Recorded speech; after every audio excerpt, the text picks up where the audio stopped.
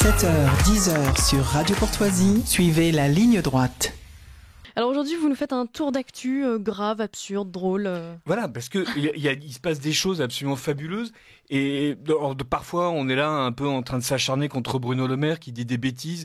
Alors c'est vrai, c'est intéressant, on peut s'acharner sur Bruno Le Maire. Là par exemple, quelqu'un a calculé que le gouvernement s'était trompé 18 fois sur 23 dans ses prévisions en 3 ans. Donc, oui. Voilà. Donc alors, chaque fois que Bruno Le Maire nous dit que vraiment ça va être du 1,9, du 4,3, du 5,2, du 0,8. Les gens disent Bruno, enfin n'oublie pas, tu t'es déjà trompé à peu près 4 fois sur 5. Bruno dit non, je suis un mec complexe, c'est pas moi qui me trompe, c'est la réalité. Il dit, mais enfin elle te rattrape vachement vite. Et puis, alors il y a un élu Renaissance qui a dit non, mais ce qui est bien, c'est en fait ce qu'il faut, c'est qu'on puisse corriger à temps et faire en sorte de le dire très vite. Et les gens lui répondent bah oui, mais enfin en gros le FMI, l'OCDE, l'Union européenne, ça fait des mois qui disent tous que vos prévisions sont nulles. Donc là c'est pas très vite. Vous êtes les derniers en fait à reconnaître que la France va pas être bonne. Alors évidemment ça énerve. On se dit Bruno Le Maire il dit n'importe quoi. Alors bon, on se dit c'est pas grave. On va essayer d'être positif. On va aller voir Gabriel Attal. Aucune autre majorité n'aura fait autant en si peu de temps pour l'agriculture, dit Gabriel. Et là on dit non Gabriel, là, non tu peux pas dire ça en fait. C'est pas parce que tu annonces des mesurettes, en fait, ça n'a aucun intérêt de dire. Les agriculteurs sont pas du tout convaincus. Hein. Alors là, Emmanuel Macron dit c'est pas grave, je vais organiser un grand débat avec eux. Et là, on a senti quand même une gêne. Voilà, on peut pas le dire autrement. Les gens ont dit franchement, Emmanuel, ton idée d'un grand débat, on n'est pas certain parce que. En fait, quand tu débats, il y a que toi qui parles, d'une part, et donc ça convainc pas les gens. Le dernier grand débat que tu as fait, en fait, ça a pas marché. Il y avait des cahiers de doléances, tu les as mis nulle part. Ils étaient censés être archivés, personne ne sait où ils sont. C'est une espèce de fiasco. Il a dit, mais non, c'est une initiative politique d'ampleur. Non, s'il te plaît, arrête aussi. La IPA, ça marche plus du tout. Et il a dit, si, je veux un débat sur l'avenir de l'agriculture française et de la souveraineté agricole et alimentaire. Voilà, et ça, c'est l'Élysée qui a dit ça. Alors, ça va avoir lieu dans le grand pavillon. Vous savez, c'est là où, dans les rings qui servent normalement à présenter les bêtes de foire. Alors, bon, Macron a dit, ouais, c'est génial, je veux monter, je veux être une bête de foire. On dit, mais c'est déjà fait, monsieur le président. Hein. Ça sert à rien d'en rajouter. Si, je veux discuter avec tout le monde. Invitez-moi des agriculteurs et invitez-moi aussi les mecs du soulèvement de la terre. Ça fait longtemps que j'en entends parler. Bien sûr. Et là, le président de la FNSEA a dit, non, c'est bizarre quand même parce que, vous vous souvenez, il y a Gérald qui a voulu les dissoudre en fait, et donc là parce que c'est des bandits. Nous on les aime pas. Et les FNSEA, on préfère être des bandits en col blanc et faire en sorte d'étrangler une partie de l'agriculture en réservant les subventions pour nous. Mais là, les soulèvements de la terre, ils sont carrément allés à la masse. C'est des déprédations. Vous n'allez pas déjuger Gérald, Monsieur le Président. Alors le président il a dit bon d'accord, effectivement, ça fait peut-être un peu bizarre d'inviter les mecs qu'on a voulu dissoudre comme si c'était des gens à peu près pareils aux autres. Parce qu'on est bien d'accord, il n'y a que le Rassemblement national qui n'a pas le droit d'exister, mais le soulèvement de la terre, c'est pas parce qu'on veut les dissoudre que pour autant ils font pas partie de l'arc républicain. Et le mec de la FNSEA, il a dit non, en fait si c'est comme ça, moi je viens pas, je débat pas, tu seras tout seul sur ton ring de bête de foire. Alors Macron il dit tout seul, vous êtes sûr? Ouais, je vais rester alors. Non, alors, les gens, écoute, non, ça marche pas comme ça, Emmanuel. Ok, t'as envie de parader pendant 2 heures avant d'aller taper le cul des vaches, mais c'est pas la peine. Voilà. Et alors, donc je me suis dit, il faut que je me rattrape ailleurs, il faut que ma foi dans la République et la démocratie puisse se raccrocher à quelque chose. Et là, j'ai été ému. Vous savez que Tony Estanguet fait l'objet d'une enquête du parquet national financier. C'est Lumière de la République, c'est Conscience de la démocratie. Alors en fait, il y a 4 enquêtes, en gros, sur le comité d'organisation des Jeux Olympiques. Et là, il y en a une de plus. Et le procureur national financier s'est engagé en personne sur RTL, je me permets de citer le journaliste, depuis plusieurs mois, à ne pas perturber les Jeux avec aucune garde à vue ou mise en examen pendant la compétition dans les semaines précédentes. Il n'y a pas de problème pour perturber une élection présidentielle quand on est au PNF. Voilà, le fait de flinguer Fillon, Fillon, il était flingable. Hein. Puis en plus, un mec qui se fait flinguer uniquement parce il s'est fait offrir 3 costards et que sa femme a un peu tapé dans la caisse. Je veux dire, est-ce qu'il avait véritablement les reins pour être président? On n'est pas certain. Là, l'autre, il a la possibilité de mettre les gens en examen, mais il dit, il y a une grande fête populaire, c'est les JO. Alors, je vous promets, alors bien sûr, je suis magistrat, j'ai une vraie conscience de mon devoir envers mon pays. Alors, on va pas assombrir les jeux. Bon, les jeux, ils s'assombrissent un peu tout seuls, hein, mais là, le PNF nous explique, mais tranquille, en fait, voilà, ma conscience républicaine, et je m'y engage en personne, c'est je ne perturberai pas les jeux. Ouais, une fois de plus, on peut perturber toute la vie politique française, mais les jeux, non, c'est grave, quoi. Alors, et dans ce climat-là, bizarrement, les Français ont plus trop confiance. Alors, ils trouvent que les services publics se dégradent. 44% se disent confiants pour l'économie française. C'est 12 points de moins qu'il y a... on est en février. Hein. Oui. On a perdu 12 points en un mois. Hein. Ah oui. Voilà. Non, mais dire Gabriel Attal, c'est un vrai... c'est un vrai miracle. Hein. Chaque fois qu'il parle, on perd un point de confiance. Et, alors, et l'idée, c'était aussi, tiens, est-ce qu'il vaut mieux augmenter les impôts ou couper dans les dépenses ? Alors, vu que la confiance dans les services publics s'est complètement dégradée, pour la première fois depuis très longtemps, les Français préfèrent diminuer les impôts plutôt que d'améliorer les services publics. Ça, depuis 5 ans, on l'avait jamais vu. Hein. Là, pendant 5 ans, ils y ont cru. On se fait matraquer, mais à côté de ça, l'hôpital va devenir génial, l'éducation nationale va devenir géniale, les transports publics vont devenir géniaux. Alors, vu que l'état de l'éducation, des transports publics et de l'hôpital, ils y croient pas trop. Alors, et là aussi, le gouvernement, il a une idée géniale, parce que, comme le rappelle Gabriel Attal, aucune autre majorité n'aura fait autant en si peu de temps pour l'agriculture, / les Français, / l'éducation nationale, / les Jeux Olympiques, / les concierges. T'as qu'à voir, jamais ils en ont fait autant, on n'avait jamais vu ça. Et là, ils ont décidé un truc de fou, je ne peux pas le dire autrement, tous les écoliers vont recevoir une pièce de 2 euros. Ah, ça m'avait échappé ça. Oui, c'est très sympa. D'accord. Alors, c'est un vrai geste. D'ici le mois de juin, 4 millions d'écoliers du CP au CM2 vont recevoir un kit pédagogique des JO de Paris, avec un livret explicatif au cœur des Jeux, avec 3 textes signés par Emmanuel Macron, Gabriel Attal, ministre de l'Éducation nationale. Ils l'ont imprimé il y a un peu longtemps, hein, ils n'étaient pas au courant. Et la ministre des Sports, Amélia Oudéa-Castéra. Alors là, ça tombe bien. Elle avait eu le temps de devenir ministre de la Santé, elle a eu le temps de redevenir ministre des Sports, donc là, c'est bon. Et les syndicats sont un peu étonnés de voir que chaque exemplaire est accompagné d'une pièce de 2 euros frappée par la monnaie de Paris. Donc là, on balance, c'est absolument ridicule. Voilà. Mais c'est normal parce que les jeux, c'est un peu ridicule. Et c'est assez drôle. Par exemple, à Coubron, Seine-Saint-Denis, en septembre 2024, il va y avoir une épreuve des Jeux Olympiques et surtout Paralympiques, une épreuve de cyclisme. C'est 4 jours de compétition. Avec plusieurs heures par jour. Moi, j'ignorais que le cyclisme paralympique avait besoin d'autant de jours et d'autant d'heures. Et le maire, Ludovic Toro, n'a pas été consulté en amont.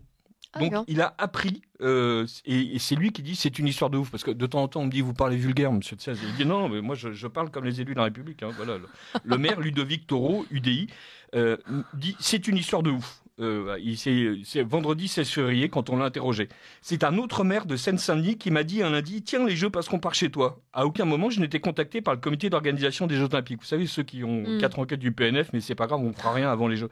Se remémore l'idylle auprès d'Actu Paris. L'accueil n'est pas sans conséquences. Aujourd'hui, rien n'est prêt. Quand est-ce qu'on va se concerter avec les élus ? Parce que les épreuves de paracyclisme se dérouleront du 4 au 7 septembre avec une amplitude de 7 à 10 heures de compétition par jour. Le peloton empruntera la rue Jean Jaurès. Une partie de la circulation sera bouclée. Aucun bus scolaire ne pourra circuler. Transdev m'a d'ores et déjà indiqué que les bus ne passeront pas à Coubron. Donc Transdev était au courant. Comment les enfants vont-ils faire pour aller à l'école ? On s'en fout, on leur filera une pièce de 2 euros, ils iront s'acheter des bonbons pendant 4 jours. Enfin voilà, on ne sait jamais, avec un peu de chance, les bonbons coûteront pas trop cher. Il y aura peut-être un coup de pouce, Vous savez, le gouvernement nous fait des coups de pouce, il nous donne 5 ou 10 euros pour faire retapasser nos chaussures, pour recoudre des doublures. Donc là, c'est un peu la même chose. Et comme ça, tout est à l'avenant. Et je me disais, quand même, c'est pas normal, il doit y avoir à un moment donné quelque chose qui va me permettre d'exprimer une certaine satisfaction. Et du coup, je suis allé voir du côté de la coordination rurale. Vous savez, c'est le deuxième syndicat agricole, et ils défendent une idée qui est assez intéressante, qui s'appelle l'exception agriculturelle. Alors, ça ressemble pas mal à la souveraineté agricole et alimentaire que défend le président, sauf que ça fait longtemps qu'ils le disent, depuis 92 en gros, et le président a toujours dit que c'était une idée idiote jusqu'à aujourd'hui, et d'ailleurs il continue à considérer que les idées de la coordination rurale sont complètement idiotes. Et donc il reçoit la dame de la coordination rurale, et elle a sorti un communiqué en disant « La coordination rurale a été surprise par les demandes du président. porter un discours moins catastrophique et faire la pédagogie auprès des consommateurs. Donc le président Emmanuel Macron, donc, qui est quand même responsable depuis bientôt 7 ans de l'état lamentable du pays, demande aux gens des syndicats agricoles, qui eux ont un suicidé tous les 2 jours et 10 faillites par jour, de porter un discours moins catastrophique. Parce que quand même, il ne faut pas désespérer Billancourt, ni Neuilly. La coordination rurale veut bien admettre l'importance d'un bon narratif, mais la crise agricole ne se réglera pas avec un beau discours. Voilà, c'était ma petite revue de la semaine et je trouve que Bruno, Gabriel et Manu, ils font pas ce qu'il faut. Mais c'est souvent votre conclusion, je crois, issue de vos chroniques. Je suis sûr qu'un jour je dirai autre chose. Qu'est-ce qui sortira, à votre avis, de ce grand débat au Salon de l'Agriculture avec Emmanuel Macron ? C'est difficile d'imaginer quand même. Alors, oui, je crois que ce que veut Emmanuel Macron, c'est faire en sorte que, parce qu'il a invité les distributeurs, il a invité les agro-industriels, il a invité les agriculteurs, il veut faire en sorte que les gens se battent entre eux et que le gouvernement apparaisse comme étant au-dessus de la mêlée. Ouais, d'accord. Voilà. Donc il veut surtout. Alors, il a pris des lois Egalim qui ne servent à rien et donc il veut multiplier les contrôles. En fait, fondamentalement, il faut faire en sorte que les centrales d'achat arrêtent de profiter du droit européen. Mais bon, ça évidemment, ce sera un peu gênant de le dire en tant que président de la République. Il voudrait que les industriels soient plus gentils avec les agriculteurs, mais ça voudrait dire aussi qu'il faut qu'ils arrêtent de lécher les bottes de la FNSEA et réciproquement. Donc ça, c'est un peu compliqué à dire. Donc là, il se dit, je vais tous les mettre dans un coin. Ils vont se frapper. Il y a Michel-Édouard Leclerc qui va débarquer, il va se faire latter immédiatement. Et moi, après ça, j'arrive, je relève Michel, je lui essuie le nez et puis tout ira bien. Voilà. Donc je pense qu'il faut en attendre une opération de communication, en fait. Ouais, c'est ça, une initiative politique d'ampleur avec Emmanuel Macron. Vous y serez au Salon de l'Agriculture ? Non. Non. Non. T'as fait le cul des vaches, je pense que ça vous intéresse pas. Non, alors, quand j'allais au Salon de l'Agriculture, je visitais la section des lapins et des poules parce que je trouve que ce sont des bêtes absolument stupéfiantes. Il y a des lapins énormes qui sont grands comme la table de Radio Courtoisie. Il y a des plumes de houdans avec des espèces de perruques sur la tête. C'est absolument magnifique. Beau, hein. Ah oui, non, c'est superbe. Ça, vous faites pas comme tout le monde, vous, hein ? Parce que d'habitude, vous avez les vaches, enfin le... les vaches, non. Les vaches, j'en ai en face de chez moi, dans les champs, quand je suis à la campagne. Donc voilà, je peux taper les culs que je veux. Oh, très bien. Alors, il y a un sujet que vous n'avez pas évoqué, Richard de Sèze. Ce sont les Césars qui ont lieu ce soir. Eh oui. Mais enfin, vous ne nous intéressez pas au cinéma ? Pas assez. Alors, et surtout pas la cérémonie des Césars. Franchement, ça fait partie de ces lieux qui sont devenus une espèce d'entre-soi absolu, où les discours sont totalement attendus, où les plaisanteries sont totalement attendues. Il y a tous ces petits manouchians en puissance qui vont nous expliquer à quel point ils font de la résistance culturelle en étant gavés de subventions publiques. Et comme d'habitude, c'est pas forcément les films qui ont eu un véritable succès populaire qui vont être récompensés. C'est pas forcément les acteurs qui ont le plus de talent qui vont être récompensés. Donc pour moi, c'est vraiment l'expression d'un monde qui est en train de crever tout en prétendant être en train de se réinventer. Et puis alors surtout si c'est pour entendre de jeunes vedettes nous expliquer que le patriarcat blanc est en train de les achever, alors qu'on n'a jamais vu autant de films qui d'ailleurs sont des bides complets au cinéma nous expliquer à quel point le patriarcat blanc est mauvais. Donc autrement dit, il y a un décalage complet entre la réalité sociale et les Césars. Allez voir plutôt La ferme des Bertrands, un excellent documentaire. Voilà. Ce soir, grève de télé, allez tous voir La ferme des Bertrands au cinéma. Remarquable document sur une famille d'agriculteurs qui marne depuis 50 ans.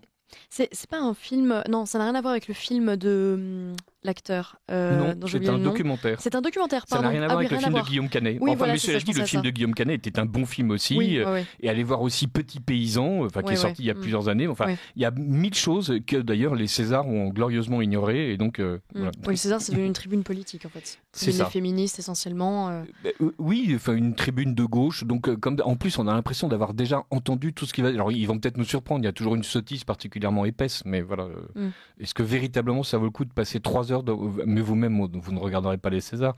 Oh, par curiosité journalistique. Mais voilà, mais vous avez des devoirs que je n'ai pas. Je vais m'imposer ça ce soir. Vous avez évoqué ces petits Manoukians en puissance. Est-ce que vous avez suivi la panthéonisation de Missak Manoukian? Alors non plus, en fait, d'une manière générale, chaque fois qu'Emmanuel Macron se met en scène, j'évite. Voilà. Là, en plus, j'ai appris qu'il y avait Patrick Bruel qui était censé donner du lustre à l'événement. Absolument. Et alors, voilà. Alors, moi, je sais pas, c'est entre ici, Jean Moulin. Voilà, bon, voilà, moi j'ai Malraux en tête, quoi. Et donc on me dit maintenant c'est Patrick Bruel à la place de Jean Malraux. J'ai dit oh là, non. Alors, on sait déjà que je suis réactionnaire et passéiste. Je vais garder Malraux, hein, parce que Bruel en train de chanter pour accueillir. Accueillir qui un réfugié arménien qui avait demandé à être naturalisé français et dont les communistes se sont emparés pour en faire une espèce de symbole du parti des fusillés. Vous savez, c'est ce que disaient les communistes en sortant de la Seconde Guerre mondiale. Nous sommes le parti des fusillés. On a été 45 000 à être fusillés. Puis on dit non, on a été 70 000 à être fusillés. Il y en a même un qui a dit on a été 300 000 à être fusillés. 300 000, c'était l'intégralité des effectifs du parti communiste avant la guerre. Voilà, bon. Alors là, bon, depuis, vous savez, il y a un dictionnaire du fusillé qui est sorti. Il y a eu 4500 fusillés, dont la moitié étaient communistes. Donc voilà. Donc je ne participerai pas à une panthéonisation, partisane et qui, comme d'habitude, ne sert à Emmanuel Macron qu'à se grandir lui-même. Ce type empile les cadavres en fait. Hein. Il est dressé sur les reliques. Il fait une patte de corps juste pour dresser son propre autel. Et à chaque fois, on le voit, il est là. On a l'impression que toutes les encens qui sont censés célébrer en fait ceux qui sont morts ne sont que des fumées qui s'adressent à lui. C'est un spectacle assez insupportable. Moi, voilà. Et c'est le recordman de panthéonisation. Hein. On en a jamais. Voilà, c'est ça. Puis c'est pas fini. Il va se débrouiller. Ce mec, mais il vit dans un caveau. Hein. Et aussi 23 hommages nationaux. Hein. Il a Ah ouais, non, mais recordman, on n'en a jamais fait autant. Chaque fois qu'il trouve un cadavre qui traîne, il s'en empare et hop, voilà. S'il peut au passage prendre le cadavre et gifler Marine Le Pen avec, il n'hésite pas. Hein. Mais c'est absolument ahurissant. Ce type est méphitique. Il a l'odeur de ce qu'il empoigne. Oh, bah dis donc. Oh la vache. Pardon, excusez-moi. Pardon, pas à l'antenne. Bon, bah merci beaucoup Richard de Sèze. Je vous en prie. Et bon week-end. Hein. Merci à vous aussi. Hein.